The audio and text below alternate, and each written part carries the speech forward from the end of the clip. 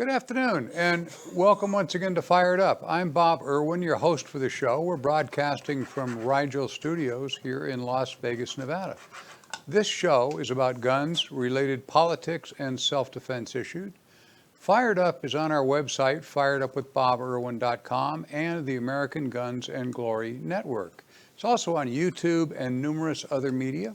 A new show is posted every Thursday at 5 p.m. Pacific Time. Our audio feed is rebroadcast for radio listeners Saturdays at noon on the Nevada Talk Network. You can check out KELY1230.com for the station in your area. It's all over Nevada, except not yet Clark County. We're working on it. If you have questions and comments, you can send an email to me at bob@firedupmail.com. Again, that's bob@firedupmail.com. Or if you wish, you can leave a message on my office recorder. It's 702-257-1060, 702-257-1060. If you don't leave contact information, obviously I can't call you back. And our guests can be left with messages there. Today's guest has his own website, which we'll give you in just a little bit to get a hold of him if you need. There are several hundred defensive uses of firearms every week in the United States, rarely covered, at least truthfully, by any mainstream media. We always present a few for our listeners' education. If most of the ones I use are good shooting, some are questionable. Sometimes they're just plain wrong, but they're educational for firearms owners. If you carry a gun or keep one in your home, that's why we use them, because they bring up specific issues. Individual incidents generally are adjudicated under local law, so the advice might not apply to listeners in different jurisdictions. And big disclaimer, especially with this week's show, stories are often paraphrased for clarity by translation from police jargon, lawyer speak, or regional accents into more standard English. The incidents are as reported, except the names are omitted. My guest today is California and Nevada attorney Donald J. Green. Don, a bit of your background, if you would. Okay. Well, again, Bob, I want to thank you and the staff members and the directors and producers at Rigel Studios for allowing me to be on your program. I do want you to know, Bob, that Fired Up with Bob Irwin, and especially this show and our special emergency broadcasts, are being watched and have been watched by one of the chief executive officers of American Tactical in the Philippines. They make some very fine 1911 products. Additionally, there's a businessman in Thailand who had sent me a note through my website saying that he very much enjoyed the show, and it was the first time he'd ever come across something like this. Apparently, they've got some kind of filters that filter out this stuff. In any event, again, my name is Don Green. You can reach me directly on my cellular at 702-409-8239. And we will be at the gun show this weekend at the Santa Fe Hotel in Las Vegas, Nevada. We were not at the pavilions last week because of my I had eye surgery. So I want to thank everybody for their support and their not condolences, but wishing me well. They're wishing me well. Anyway, so thank you very much. And we deal a lot with firearms, and you'll see that throughout the show. Thank you. I'll share some stories if we had time about some of the questions I got, why you weren't at the show. And I had one guy convinced that you had passed away, and I was covering up for it. I wasn't. He's here. I'm here. Right there. See? This first story comes from CBS TV 19. A reporter named Reagan Roy reported on October 12, 2019, in Smith County, Texas, just before 1 a.m., deputies were called to a burglary in progress in the 15,000 block of Country Road 1356. Sounds picturesque. The sheriff's office says the homeowner claimed after he came home from work, he saw a vehicle pull up to the front of his house with its lights off. Some males got out of the vehicle. He then saw the men walking around the vehicle, which was parked in his driveway. The homeowner believed that the men were trying to break into his car. The homeowner walked out of the house with his gun and fired several shots into the air. We know where this is going. That caused the men to flee on foot. The homeowner went back inside his house to call 911.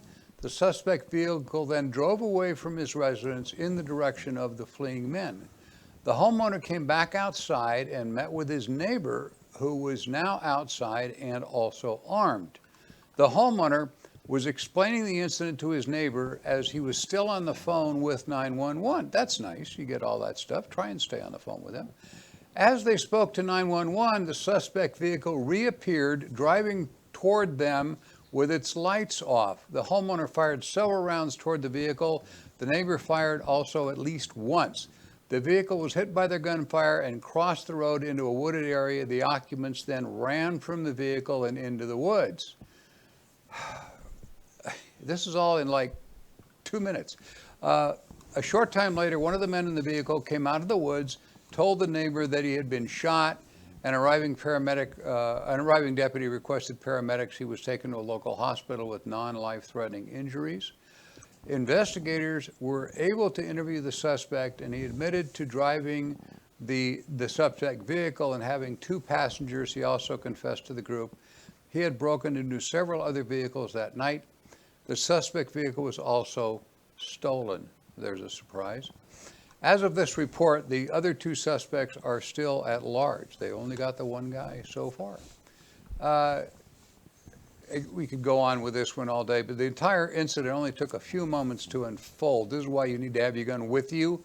They called 911 quickly, actually had dispatch on the line as their gunfire became necessary.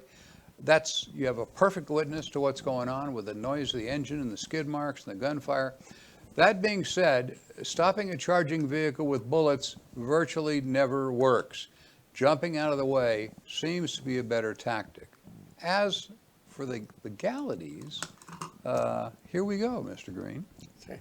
Bob, when I first read this, I thought this was a bar examination question in criminal procedure. It's because it's got everything in it. Yeah, okay, let's break it apart. Let's break it apart in time sequence, which is what you're going to have to do with your lawyer if you get involved in a shooting, whether you're arrested because of the civil ramifications, or if you are, and you will be detained, if you are arrested and charged with murder or assault with a deadly weapon. You have to break everything apart. And as Bob points out, all of this happened in a very few brief moments. It's these things that you and I deal with, Bob, are not like on TV. These things happen in an instant.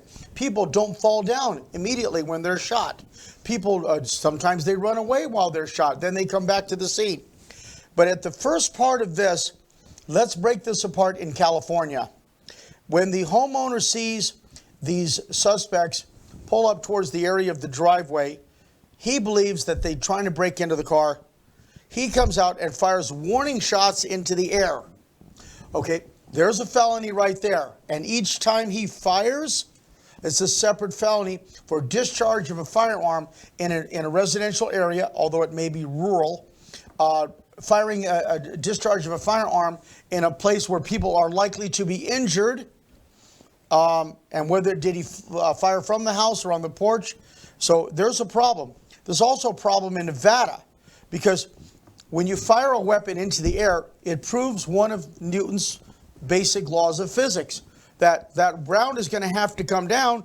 And what happens if this was during the day and that round falls down in a kindergarten where the kids are out for recess?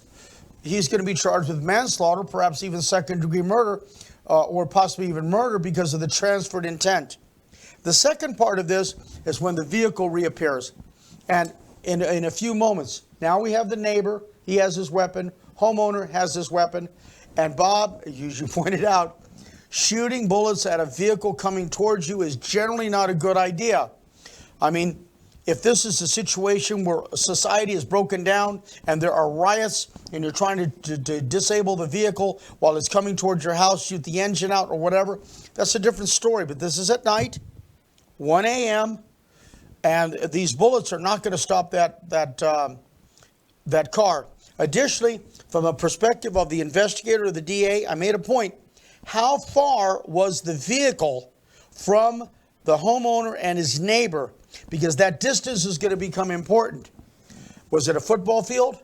Was it a half a football field? Was it 10 yards? Was it a couple of yards? That was going to make all the difference in the world when the DA finally reviews this. This is an interesting, like I said, when I read this, I thought, oh, this is perfect for Dawn, because here we go. We're going to take a brief moment for a word from some of our friends and supporters. Don't go away. We'll be right back.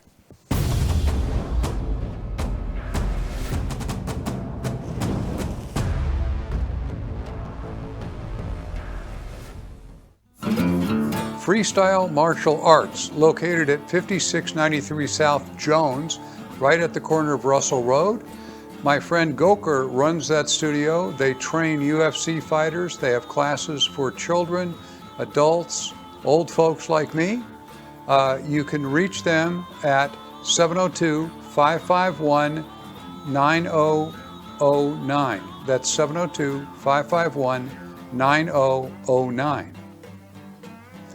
CCS Gunsmithing is run by my good friend Chris Eifelt. He runs the NRA, Friends of the NRA dinners. He's on Rainbow and Sahara. You can reach him, a fine gunsmith, at 702-365-1732.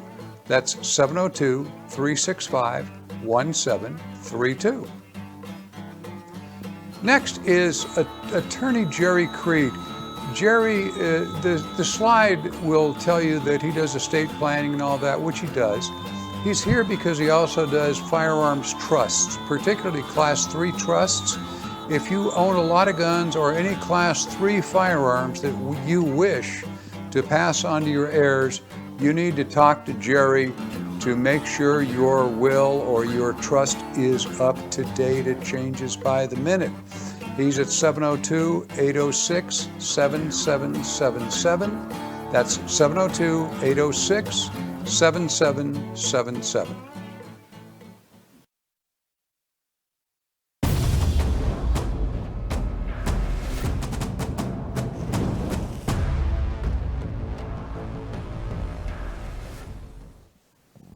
And we are back. This second story comes from the Beacon Journal in Akron, Ohio on October 7th. It's reported by a gentleman named Jim McKinnon. A 27-year-old intended victim, he didn't know that at the time, of course, was walking about 10:35 p.m. in a residential area in the 600 block of South Rhodes Avenue. It's in Akron. The Akron area is called Charbondy Hill, that neighborhood, if you're from that area. This 22-year-old would-be robber, brandishing a gun, approached the victim and demanded his money. The would-be robber became distracted for a moment, giving the victim, the intended victim, time to pull out his own gun and shoot the robber. The robber then returned fire. Oops. Residents in the area heard the gunfire, called 911. The police say they found the 22-year-old would-be robber on a nearby sidewalk with multiple gunshot wounds. Both men were transported to the Cleveland Clinic, Akron General. Great hospital to go if you got a gunshot wound. Cleveland Clinic, wow. The intended victim suffered non-life-threatening gunshot wounds to an arm and torso. The would-be robber had a gunshot wound to the torso and another one to his leg. He subsequently died in the emergency room at 11:06 p.m. Akron police are investigating this shooting as a failed robbery. Clearly a good shoot in most jurisdictions. Presumably the shooter in this case had a CCW permit that was valid in Ohio. It is not constitutional to carry state or anything like that. You have to have a permit. And a brief search shows this happened in a very high crime neighborhood. So carrying, even when just out for a walk, was a great idea. Now we have the Akron police. And what do you think, Mr. Green? Let's go in reverse order. You had just mentioned that this was a high crime area. What are you doing walking around alone at 10:35 at night? Why don't you have a dog with you? Because I always encourage people that if they're going to do this, I walk in my neighborhood and I'm fully armed. Okay, why don't you have a dog with you to kind of dissipate what might happen? Because if you think you have problems now, wait till you're involved in a shooting and the victim or his family is going to come after you, especially in California, because you should have asked him if he wanted some coffee, invite him over to your house, let him stay in your and take up residence in your garage, feed him and clothe him, and don't call the police because he might be illegal. And what are you going to do? This is California. In Nevada and other jurisdictions, this is probably a very good shooting. And notice, Bob Irwin to my right has taught thousands of people in CCW classes. And I think that you always mention that the average CCW, the carry concealed weapon shooting, 3 seconds, 3 feet, 3 shots. This all appears to be something very close and probably falls within that average. Like we had in the example a little bit earlier today. This happened in milliseconds. And that's what happens at the moment of truth. Now, I don't know how the robber got distracted, maybe because he was fumbling for a weapon or a car drove by. But that's the advantage of having a dog. The dog starts to bark, he looks at the dog, he draws his weapon, and you've got something to distract him and a better shooting for you. Because you were not there walking around inviting people to rob you, especially in a high crime neighborhood.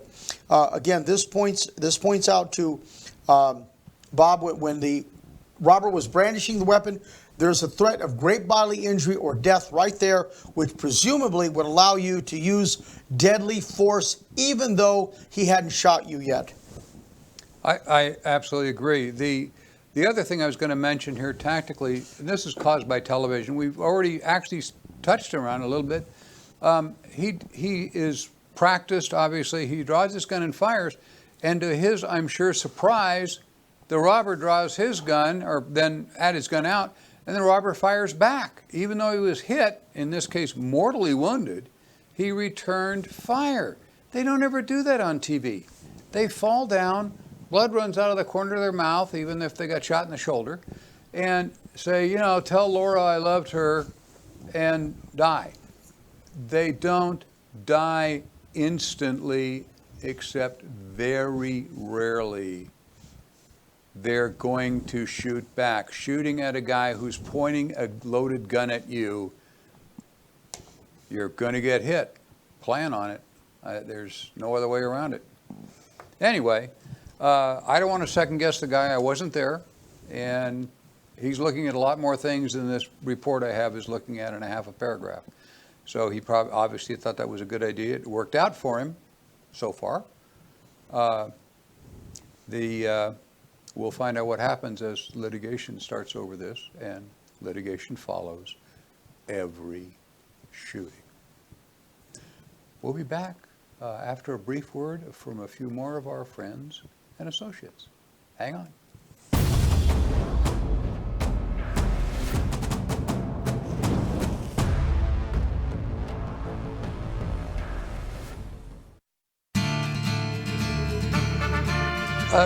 Attorney Don Green, who is a regular on this show, as most of you know, specializes in gun litigation, firearms law, firearms license denials, things like that, and defense in firearms accusation cases. You can reach Don at 702-409-8239. That's his cell phone, 24 hours, 702-409-8239. That's Don Green, attorney at law. And Maggie Mordaunt. Maggie, you can find her to start with by just searching CCW Maggie, M-A-G-G-I-E. Maggie is the firearms instructor extraordinaire. She teaches all sorts of classes. She trains instructors. She teaches at the county range here in Clark County. Great instructor, an NRA certified everything. I've known her forever and ever. You can reach her at 702-375-5900. That's 702-375-5900. And Ricardo's, my favorite watering hole. They're located at Flamingo and Decatur here in Las Vegas, Nevada. The owner's name is Bob, so tell Bob sent you. You can reach them at 702-227-9100. That's 702-227-9100. They have banquet facilities and electronic stuff available for clubs and meetings and so forth, and you will love the food. Battlefield Vegas, the new home for being associated with Fired Up, is located directly behind Circus Circus right off the Las Vegas Strip. It is the most amazing place you will ever find for firearms to shoot in their range. You can shoot a minigun in there. They have all sorts of high-powered machine guns and so forth. At their outdoor facility, they rent tanks. You can actually crush a car with a tank. I couldn't explain this place in the 30 seconds I've given myself here. You must try going by Battlefield Vegas. You will find them at battlefieldvegas.com.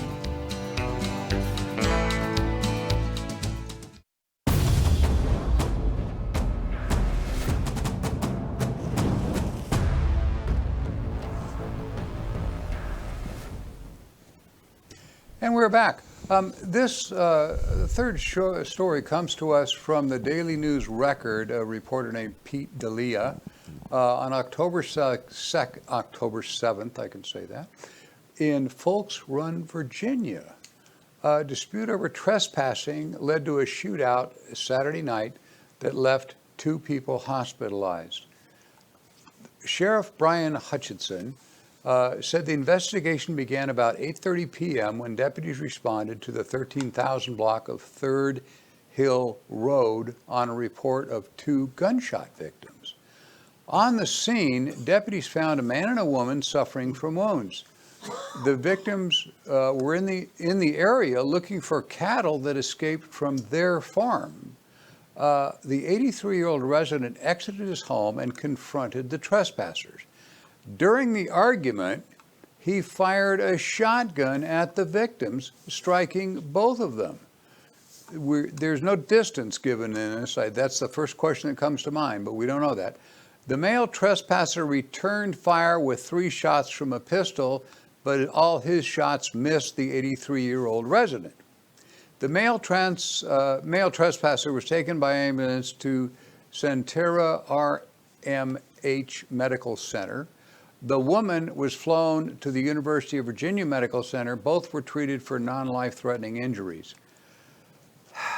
The 83-year-old resident is charged with 2 felony counts of malicious wounding, 2 felony counts of use of a firearm in the commission of a felony, and misdemeanor reckless handling of a firearm.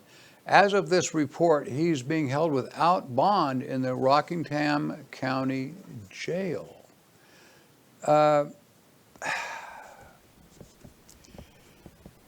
Coming outside to confront trespassers is obviously a poor choice. We've discussed that several times. Calling 911 and wait is always the best decision. Punctuating your argument with shotgun pellets was a bad decision and became a serious crime. As a grumpy old guy myself, I can understand his actions, but that does not make this a lawful shooting in any way that I can see. But I have a defense attorney here with me who is going to point out the brilliant defense that can be made to keep this guy out of prison. Right, Counselor? Right. I'll defend this man for free. I will get him out of jail. Here's the problem with the prosecution of this case.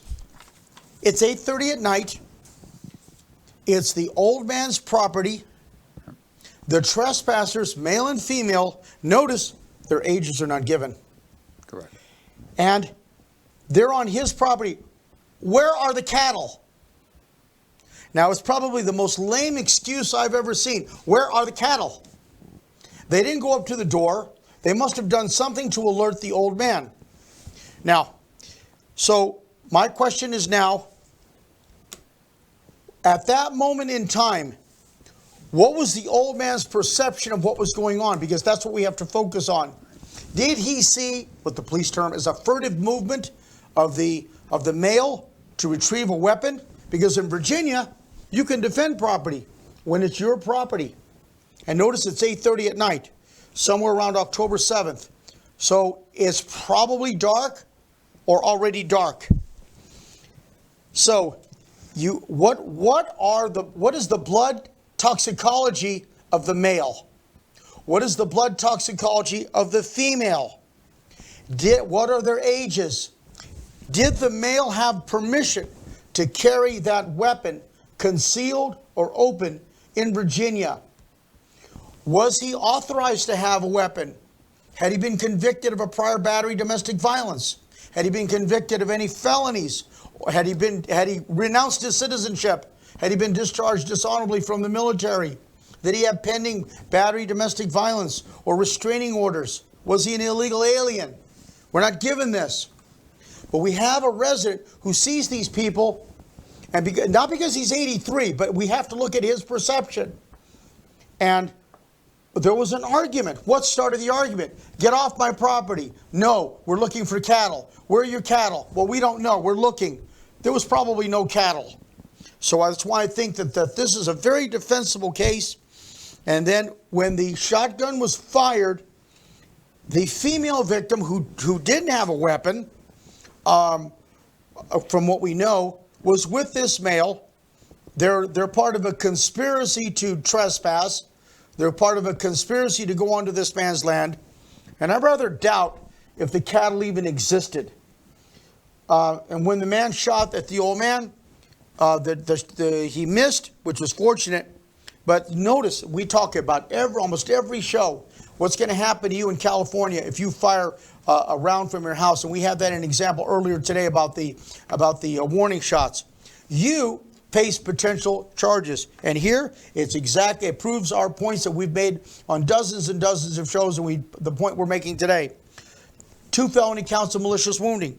2 felony counts of use of a firearm in the commission of a felony, probably an assault. And misdemeanor reckless handling of the firearm. I don't know where the reckless handling of the firearm is when he shot towards what he believed people were going to commit an act of great bodily injury or death. I think it's a defensible case. What you have just seen is why I recommend Donald J. Green to anybody who needs a defense attorney in a shooting. The enthusiasm and the things he pointed out that the defense can look at in this incident was just overwhelming. That's why I commonly tell people, if you need a defense attorney, this is the guy you hire, Donald J. Green. If you can't find him, I'll find him for you. You can check out all our recent shows at firedupwithboberwin.com. It contains several dozen episodes. Please patronize our friends and supporters. We'll be back next Thursday on our website at firedupwithboberwin.com and on YouTube at the American Guns and Glory Network. We're also on numerous other media. The audio portion is repeated, as I said, on Nevada Talk Radio, KELY1230.com. When you're watching us on any media, if you hit subscribe, you will get a new show every Thursday at just after 5 p.m. Pacific time. Our logo merchandise and hats and books and so forth that I used to pitch on the show are now for sale at Battlefield Vegas, my new home for Fired Up. They're just behind Circus Circus on the Las Vegas Strip. There was a little bit of commercial for them earlier on. It's an amazing place. If you're in town with anybody, any tourists, if you ever wanted to shoot a gun in your life, check out Battlefield Vegas. You can find them all over the internet, battlefieldvegas.com. Thank you so much for watching. We'll be back again in a week. Don, I think I got you coming back next week. Yes, thank you. We'll be here next week, and we'll see you this weekend at the gun show at the Santa Fe Hotel in Las Vegas, Nevada. This weekend, yes. Santa Fe Gun Show. We will both be there at the show. If you have a question or a comment, please stop by. Santa Fe Casino Gun Show. Thank you.